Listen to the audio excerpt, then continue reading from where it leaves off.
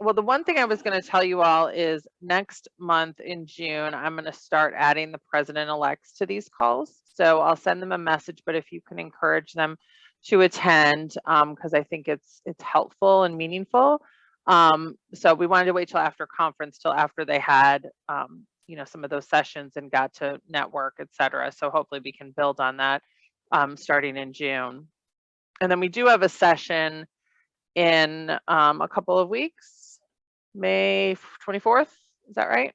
Yes. That's aha moments from conference. We are including the presidents in that as well, aren't we, Kelly? Yep. So presidents, president-elects, and CEDs, just a little time to reconnect and talk about things that you want to implement, that you learned, or questions you have, or whatnot. So we'll be sending that out again probably shortly, I imagine, as a reminder for that. So anything, Sean, I already asked Jen and Steve this, but did you come today with a burning question, or did you come just to be part of the conversation? No, I enjoy just being part of the conversation and getting some useful tidbits. I'm a little early as a president-elect, but I asked Kelly to be invited because I'm an overachiever. So apparently, I was going to say, I was like, I feel like you were in president-elect training, but well, that's fine. My chapter told me, they're like, you have these calls and both people should be on them. And so I was like, oh, I never got the invite. Yeah, we waited until after. Okay. No, we're glad to have you. Yeah. So we do record these, but they're pretty informal. It's just to whatever is on people's mind to talk about. And yeah. Ooh, I got something. All right, what you got? So I noticed people were walking around buttons at conferences that says, ask me about DEI. And I knew you guys were talking about like sharing the like list of things we can do as we're trying to figure out what we can do down here in South Florida. So what do we got? What do we got? Well, yes, thank you for asking. So we are, we've been working internally staff-wise for over a year on various things, and we started a membership task force in January. They're kind of three-prong that they're coming out of that task force with. One is to provide information to the chapters and get the chapters engaged in that conversation. So we have a survey going out today. Is it today, Emily? Am I supposed to be sending that? Whenever we're ready. Yep. Yeah. So today, and I'll even drop the link in the chat to the survey. You guys get a sneak peek. So go ahead and fill out the survey while you're here, and then just pretend like you're surprised when you get the. Yeah, exactly. So that's going to go to CEDs, presidents, and president-elects. And I'm glad you brought that up because that was a good reminder for me. And so we want to see where the chapters are and what they're doing and what you need to push that back out. Then we have another group that's working on a 400 level course for managers that will be at the conference next year. And then we have another group that that is looking at how we can incorporate concepts of DEI into all of our products and services. So we don't want it to be an add-on. We're like trying to figure out how we can incorporate pieces in to everything. So it's just kind of part of who we are and what we do, and not something extra, if that makes sense. Yes, it does make sense. But that information you've compiled, are you going to make that available for us to piggyback off of? The information we've compiled from the chapters? Or you said you guys have been putting information together, and maybe I misheard that. As far as no, we will be from once we get the survey results from the chapters. Okay. Gotcha. So the only thing we've really pushed, well, a couple of things I guess we've pushed out to the chapters. One, we pushed out saying, hey, the Board of Trustees approved the DEI statement. And Emily, if you wouldn't mind throwing that in the chat as well, that link. So that's on our website, and we're encouraging chapters to adopt. You can adopt the exact same statement. You can modify it if you feel necessary, but a statement to have available, to your members, put it on your website, in your newsletters, etc. Yeah, we've done that. We've also have like a group, a DI committee, if you will. Yep. But they're waiting to see like Okay, what's What National else? doing? Yep, exactly. Because we got Pride Week coming up in a couple of weeks, and we don't know if, maybe we should get involved in that type of stuff. Yeah, I think that's really a local decision. We haven't really, one thing we've learned on the staff side is we have to take it at the pace that the audience is ready for. So, in your market, that may be something that would make sense. In others, it may not. So, it's really up to the chapters there. I don't know that we're gonna, totally delve, directly into any specific months at this point. Just more of an awareness of what it is kind of, I think, what we're starting with. And then developing from there. We are working with a consultant for staff wise, and that will trickle into the membership as we continue, but it's a slow and intentional process rather than, let's check this box and be done with it, because it's not a be done with it project, right? So, so that's what we've pushed out the statement to chapter. So if your chapter has not adopted it, you may want to look at that.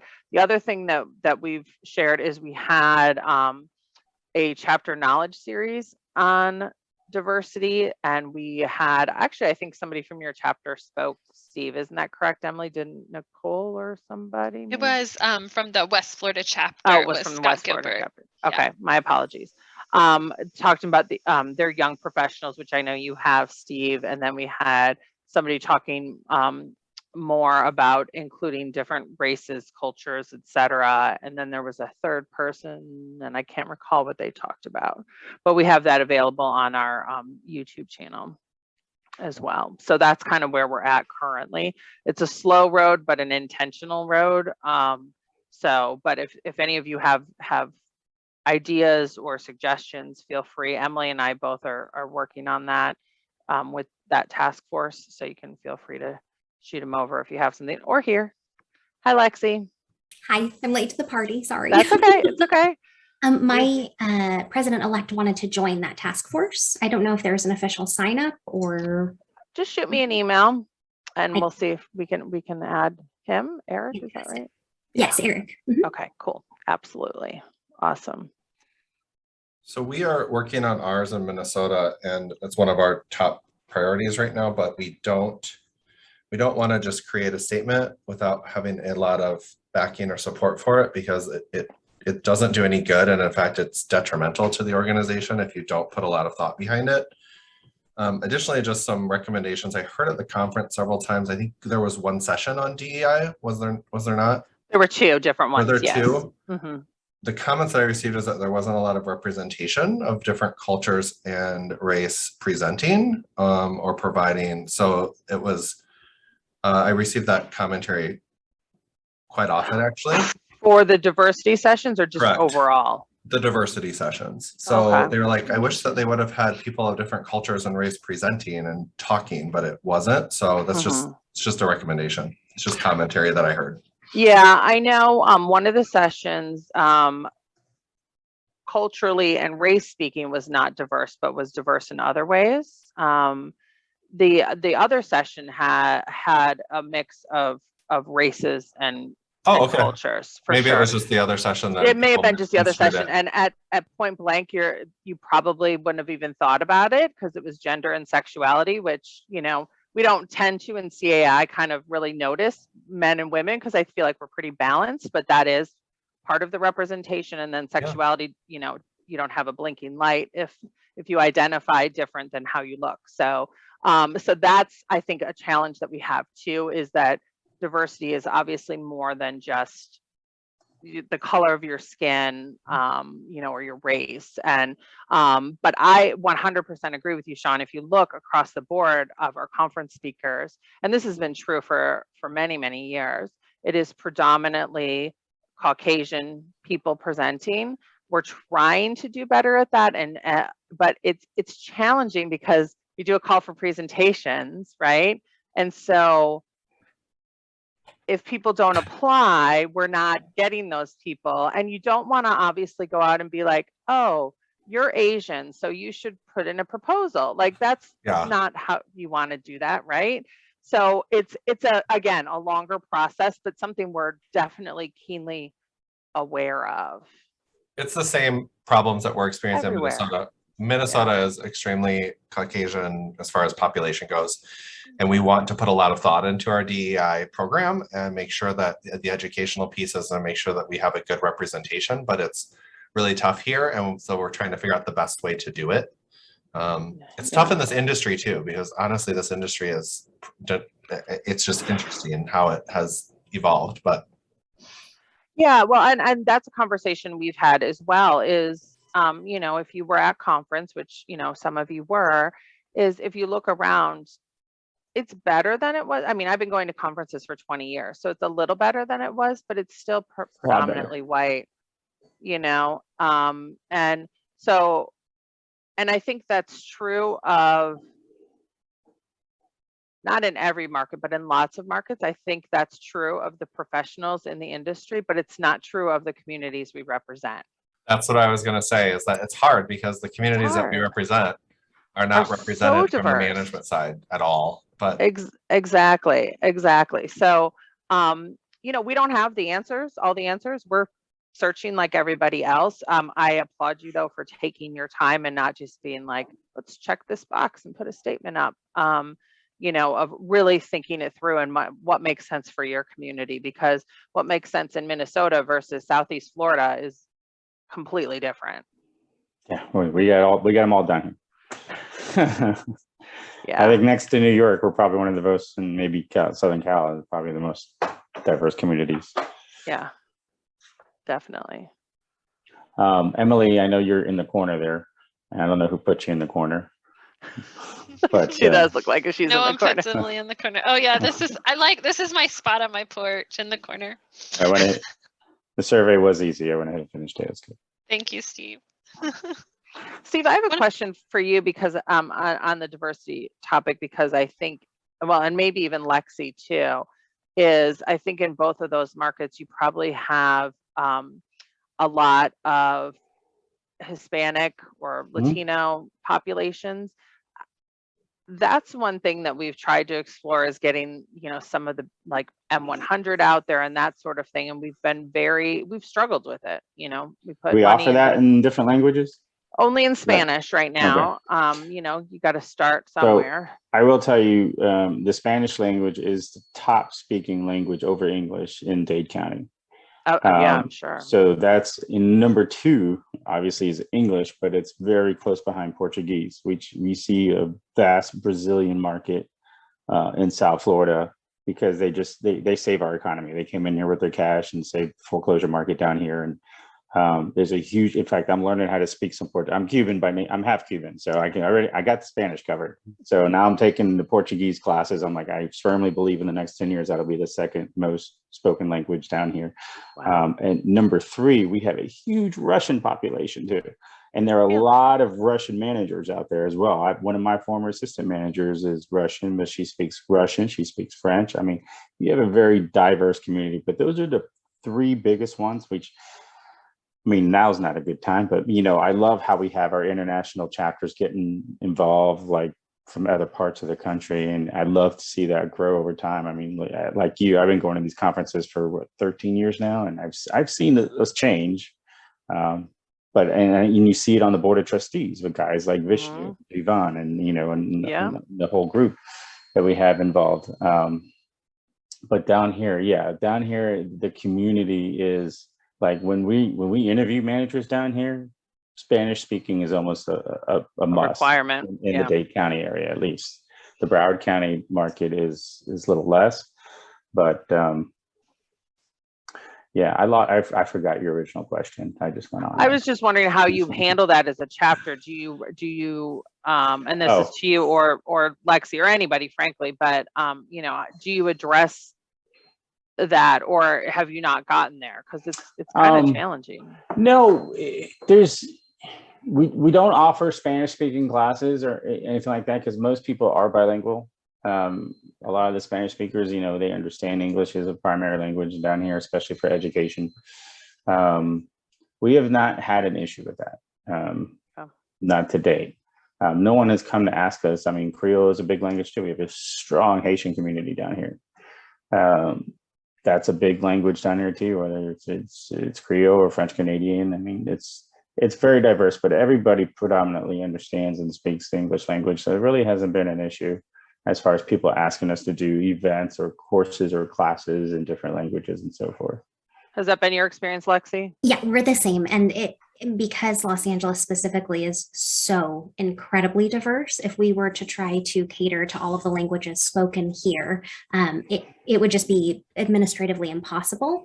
We see the impact more in our individual communities where we have managers who are bilingual in Spanish, Korean, Mandarin, whatever the language of choice is at these particular communities. But from a CAI standpoint, we have not yet had a request for any education in a different language. I know we do translation of a lot of literature for, again, for boards, for specific communities as requested, and that's typically done at the manager or management company level, but not from CAI yet.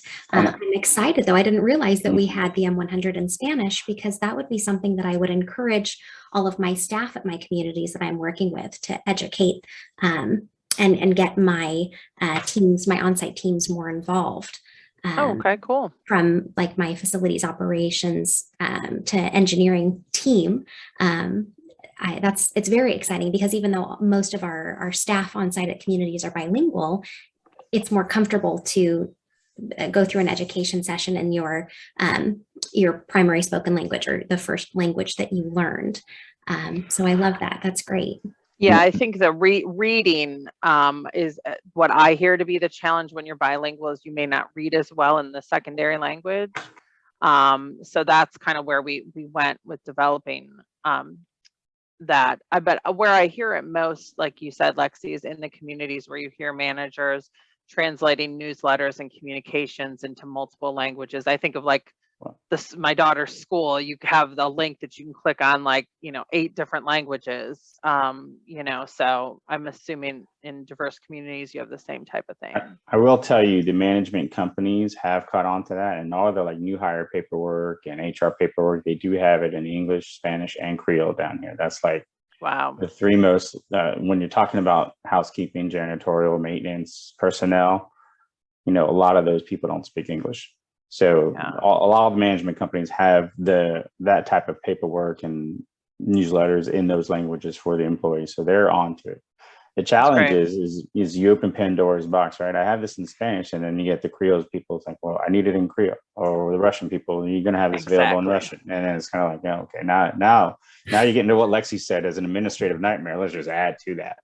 Thank goodness for Google Translate. Yeah, thank goodness, because that's the same. We also, when we did the M100, the conversation that we had was, well, if we do one thing, are they going to say, well, we need our website in Spanish, and we need our membership applications in Spanish, and like, all these other things. And it's like, okay, we got to start somewhere. Let's do one thing, and let's not get overwhelmed with it at this juncture. It's such an interesting conversation, because I'm fortunate enough to work for a company that we translate our site into multiple different languages, but we're very, very cognizant of the fact that there are dialects and terminology that you can't just translate word for word. The word that we use for something very nuanced for management is not going to be the same in every language, and across all of the chapters that we serve.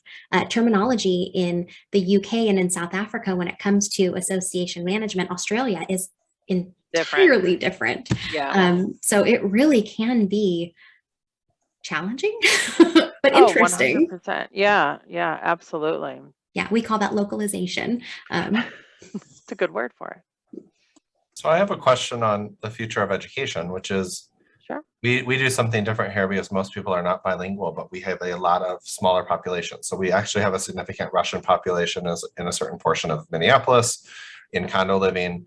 What we've done is we've tried to find allies in each building who will work on our behalf. They don't work for First Service, but they will work with us because they want what's best for their community. So they will sit with us and translate and make sure that their community understands, because they're going to understand the dialects, they're going to understand the nuances of the community. What I'm getting at is I wonder if there's an educational piece that we could do as CAI to give people best practices on how to work with different cultures. I love that.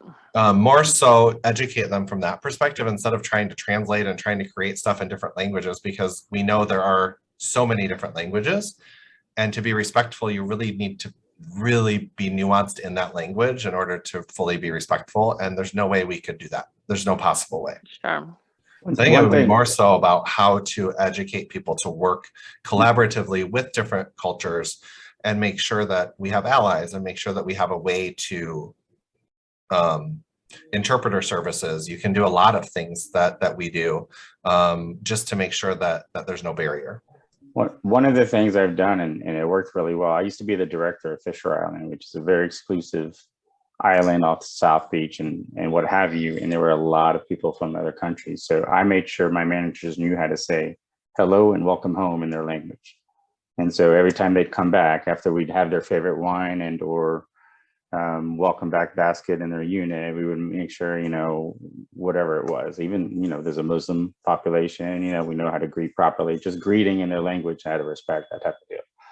And it worked very well for, you know, these are $25 million homes, but these are the type of clientele that appreciate that you take that extra effort just to greet them in their native language.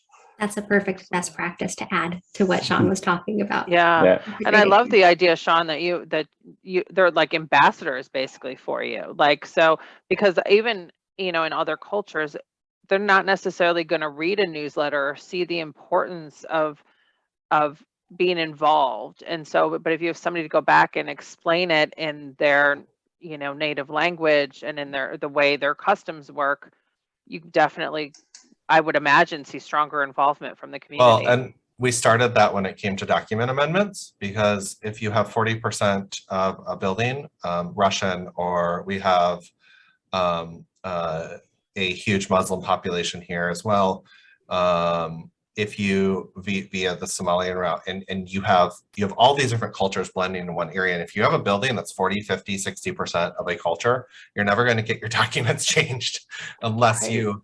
That was how it started, I'll be honest, is that we had a building that was like 45% with the Russian population. And we were like, how are we going to get this changed? We have to get it changed. It was it was really needed. And so that's what we started, and it works really well. And then we also utilize our resources internally, of course, which could be another just useful bit of information. Find out in your company, because believe it or not, once we asked, we had people who spoke Korean. We have a lot of people who spoke Spanish fluently. We have people who speak French fluently in our company that we didn't even know about. Absolutely. And because it's things that people don't even think about, because it's just like, that's who they are, you know. So until you ask, sometimes people don't recognize. We do also, and I want to mention this, one part of the DEI initiative is we want to be better about collecting demographic information, you know, so that we can better manage things, not just with race or culture or language, but, you know, all different types of demographics. And so I want to make you aware that we do have a section, if you go to my profile, when you log into the CAI website, that there is a demographic tab that you can fill that in. And we're trying to get more people to do that, so we have that up-to-date information, because that helps us target, you know, marketing efforts, helps us when we're having these initiatives. Like when we were, you know, going into developing the M100, we were like, wow, we need professionals that speak Spanish. And in Spanish, there's multiple dialects. So what dialect are we focusing on? And how do we find an attorney, an insurance provider, you know, all these different people in these languages. So that kind of information is super, super helpful if you can take the time to fill it out. Crystal, I'm sorry, I need to drop off at 2 o'clock because I have another meeting. Well, thank you for joining. We appreciate it. Well, it's actually only one, so you're still good. Yeah, it's one on one on Central Time. I brought my DEI question to the table. That was yes, I appreciate it. It was a very good discussion. Thank you, Steve. Appreciate it. Thanks for everybody's insight on that conversation. It was really helpful. Made some notes. Good to see you. Take care, everybody. I do have a question for the CAI staff, mostly. Kelly, I don't know if Tim's brought this to you. I know you're off camera. There you are. I don't know if Tim's brought this to you yet, but we are, as a board, are looking at, we have a competing organization called CIC Midwest here. that is really close to probably folding their doors. So we had our second meeting with them yesterday about absorbing their people. And we don't know what that looks Welcome like. to CAI. Yeah, we're really pushing hard to try to get them to just fold and just send us everything and give us Yep. their membership essentially. Have we done that anywhere else? And is there a roadmap? Is there anything that we've done across the country ever with that? Tim didn't think so, but Excuse me. I don't know if it's officially been done. And if it has, I don't have anything like okay. a roadmap in writing. More what I've seen is that it's naturally happened over time, that they get to the point where they're just like, there's only 10 of us left. And so if you want to join CAI, go join CAI Okay. and we're done. So yeah, I would agree, Crystal. I've never seen entirely come over. It has been that slow, people getting disenchanted and they would come over. yeah. So, Okay. Yeah. But I mean, are there specific barriers that you're seeing or Well, right challenges? now, yeah, well, we're working through their piece. They're still turning a net profit. So I don't know what that looks like as far as a monetary piece goes. They still have a good membership, but it's MHA, which is our apartment side. So they're booming on the apartment side. And they've really they have like a half of a resource working on their HOA side. Their HOA side is full of a lot of homeowner leaders, a ton, because it's a localized chapter, which we would love to have. And it's full of some other management companies as well that aren't part of CAI. They've chosen to be part of this local chapter instead. So it sounds like they have a pretty good membership base still, but they're not putting any energy into it. So their sponsorship is dwindling because the sponsors aren't seeing value. Sure. And they are at a fork in the road, they said yesterday, of either closing the doors completely and trying to figure out an exit strategy, which they're leaning towards, or investing in it more and trying to really ramp it up, which that option isn't as good for CAI because when the chapter was really good historically, they would pull business from us. And so the chapters were competing very hard against each other for years. This was early 2000s, I'd say, was probably their peak. And so we're trying to figure out the best way for them to have an exit strategy. I would say, and this is completely off the cuff, but if I was in that situation, I think what I would do is develop a list of like a value proposition for them to say, and certainly there's stuff, from the national level and the local level to say, here's what we can offer you. And we're happy to, work with you to make a smooth transition, get the full list of their membership and, sign them up all at one time. And maybe whatever funds they have would pay for their memberships in the first year or something like that. We can figure it out. So that's what we're working on. So our next step is I just finally called the elephant in the room. Tim and I did, and we're like, well, this is the deal. I mean, we're going to have to look at your membership roster and your financials and everything eventually, and we'll sign a non-disclosure and just look at it and see what is the deal, what's going on here, because it could be a lot of people, which would be really good for us as a chapter. And do you have crossover there? Do you think there's some so there is some crossover, and that's the piece that we have to look at and see who's crossing over. The sponsorship crossover, they wouldn't lose out on though, because the sponsors, a lot of them work on the apartment side as well. And that's their primary bread and butter from the apartment side. So I was just wondering if anybody had a thought. We are going to continue to move forward. We're bringing it to our board at the May meeting and just try to figure out a way to get rid of a big competitor of ours. And they're not providing value to their people. And that's what they said. And they feel they're not doing a good job, which they feel bad about. And so it's something that they are leaning towards heavily, that they think they're going to close their doors. But it's a matter of what they said is there is still net profit. So their board has to figure out where that additional revenue is going to come from. And I'm not saying it's going to come from us. I'm just saying they have to figure that out on their own on how are we going to make up this gap. But we don't know how much money that is yet, but they said they're going to be willing to share it with us. Yeah. Now, we did have, and Kelly will have to look at this, we've had chapters merged before. So I'm wondering if there might be some information in there. The more you're talking, Sean, I'm like, there's, things that we had to look at to make sure, all the I's were dotted and T's were Yep. crossed. So Kelly, we might be able to look in New England's folder is the one that comes to mind. They acquired New Hampshire probably 10 plus years ago. So we can look in there and see if there's anything like kind of a checklist. I feel like we might have something. Karen, does that sound familiar at all? Yeah, to what you? about Arizona? Arizona? Yes, but I don't know that we have any kind of, I don't know if we have any kind of checklist from them, but we can look and see. I'll check, because I thought Okay. we sent them something, but I'll look for you. Okay. Yeah, so you might be able to pull some stuff from that. It's not an exact fit, but I think you might find something helpful in there, Sean. Sure. Thanks. Cool. Lexi, I don't know that I asked you this question. Was there something specific that you came today to talk about, or did you just come to be part of the conversation? I actually have two very specific and very boring questions today.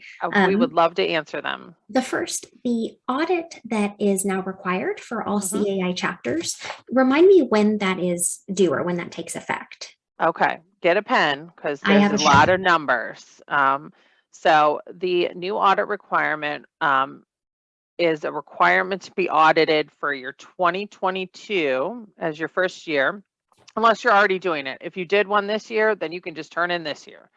But to be done one every 3 years if you have revenues over $100,000, which you do. Yes. And Sean does as well. And so for 2022, so that will be conducted in 2023. And then that will be due with your recertification that's due in January 2024. Got it. Is a review acceptable or does it have to be an audit? It has to be an audit. The Board of Trustees had a in-depth conversation at conference this week because we did receive some questions from chapters. I'm going to be following up in the next couple of weeks with memo reaffirming their decision to keep it as an audit. Thank you. And some educational resources about doing your first audit. And we're hoping to also have some resources for potential companies. I have our accounting team looking at some auditors that, because it is a small company, so to find the right fit, they're going to help us find some options for some people, which is much easier now because a lot of auditors are doing virtual field work, which they didn't do a couple of years ago. So that will be helpful there. Thank you so much. Another very boring question, just looking for some data or statistics on the number of PCAMs per chapter. Is there an easy place for me to go to find that?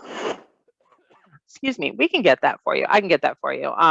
That we have to pull it. I mean, we have a total of about 3,500 PCAMs. I think that's the number nationwide, but we can pull it by chapter. There is actually, they can pull their designation list, right, Emily? Yeah, are you looking, is there a specific, just so we can know, like, are you just wanting to compare your chapter to other chapters? Okay. Yes.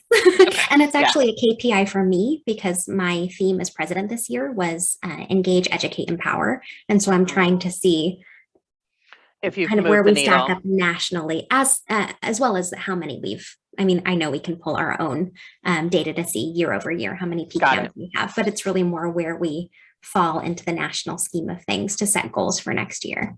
Yeah, I'll ask Anne-Marie in our education department. We can pull that. That should be a pretty easy pull. Just on the PCAM? Just PCAMs. Okay. Yeah. I mean, if it's easy to get all designations, that would be great. But PCAM is really my end goal. All right, I'm going to start with the PCAM because sometimes when I ask what I think is a simple question, it turns into not a simple answer. So we'll start with one. And if they're like, oh yeah, that's super easy, then I'll be like, oh, can you give me the other designations too? But we'll just start with the PCAM. Thank you so much. You're welcome. I suppose I have another one while I have everybody. Might as well. Any update or anything with Fannie and Freddie? Oh, didn't somebody ask that in the chat too? Yeah, Jen did too. Oh, oops, sorry. That's okay. Oh, Jen did. Yep. Emily, do you know, you were in the government and public affairs meeting last week, so Yes, not any update, any formal update, just that they're still working with them. There is a meeting coming up, I think in August, a big meeting that Dawn is hoping to know more at that point. That she will be able to share, but I don't think really anything has changed. She just really reiterated pointing people to the guidance document that we have. If you guys, I'm sure you've seen that online, but they are still involved in the conversations and not, and making sure that they continue on with that. So. Well, the pressure is going to have to come from the lending lobbyists, of course. I mean, that's where the pressure is going to come, but the big banks seem to have found loopholes. Either that or Fannie and Freddie just don't care what the big banks do, because that's what it seems like on our end. They're like US Bank, Wells Fargo, so forth. We don't even really get the same questions that we do from small local banks. So it appears like the big banks have found a way to just bypass all of it. Yeah, so I know in our meeting, they were talking about language that the attorneys are providing. Even some of the banks are providing the language for the managers or whoever's filling out this paperwork to put, and it's really generic, very generic. And so they were kind of sharing that around the room, that language to be added. But yeah, definitely an issue. A lot of people have asked me, did they work with anybody on this document, or was Fannie and Freddie operating in a silo without the help of a huge organization like ours on how we could have guided them into better questions? I have no idea. I can tell you CAI wasn't involved until later, to come in and try to fix it. As far as who was involved, I have no idea. Yeah, because I would agree with that. Yeah, they definitely were like, here you go. And we were like, wait, what? Wait, no, this isn't a good thing. And by the way, here's the questionnaire with 2 weeks over two holidays, Christmas and New Year's, where your volunteer boards will not even be responding to you. Right. That's when things tend to drop. From the advocacy side, I feel bad because that is literally when like the really heavy things drop, because they think nobody's paying attention. So you have to be on, be aware of what's going on. But we'll definitely, CAI is definitely trying to stay engaged in that conversation. We will be engaged in that conversation as it moves forward. So we'll continue. Thanks for your continued help and support. Yeah, we're very fortunate to have a really good advocacy team looking out for our members. So we'll keep you updated on that. And if you don't follow the advocacy blog, you can go on our website under advocacy and sign up for the blog. They definitely post things on there too. And that stuff also is content you can use for your chapter newsletters as well. So it's like a double good thing for you personally and also for the chapter. Can we just pull information from CAI for chapter stuff, or if we have a company newsletter or something that's education, is there any opportunity to pull stuff, or do we have to get permission? For the blog, you can pull it and just reference that it was originally from that blog. Okay. For Common Ground or Community Manager, there is a form you have to fill out that you can find either in those newsletters or online to fill out something. But yeah, you definitely can reprint with permission. Okay, thanks. We've got that within the toolkit. So Sean, when you log into your account, when you go under chapters, there we have a chapter leader toolkit area, and under marketing, media, and I think social media section, there's a section on newsletters, and it's got the copyright form and all of that information on it. Okay, thanks, Kelly. I just put in the chat our HOA resources page too. You also don't have to have permission. We just ask that you reference that this was taken from there. So those are some really great articles on there too. Okay, thanks. Sean, I hope you got your money's worth on your first call here. I actually did today. This is great. This is great. I talk a lot, but my mind never stops going. So I ask a lot of questions and just talk. No, we like it. We like a lot of questions. And, I mean, this is certainly a lighter crowd than normal, but then you get personal attention. So, we'll have more people next time, I'm sure. Everyone's still recovering from the conference. Exactly. That's what I think too. And I think May is just a really busy month, so I get it, but. When do you want the president-elects to start joining, or have they already received the link to start joining? Nope, I'm going to send something out here in the next couple of weeks and have them start in June. We wanted to wait till after conference so that hopefully they developed a little bit network and are like, yay, I get to continue to talk to these people. So we'll start that in June, and that'll be for both presidents and president-elects. Fantastic. Not that I'm trying to hand off anything, but I'm trying to hand off some things. Well, you both will be welcome. Thank you. All right. Well, thank you both for joining, and we'll see you next time. Thanks so much. See you next time. Bye. All right. Bye, everyone. Take care. Bye.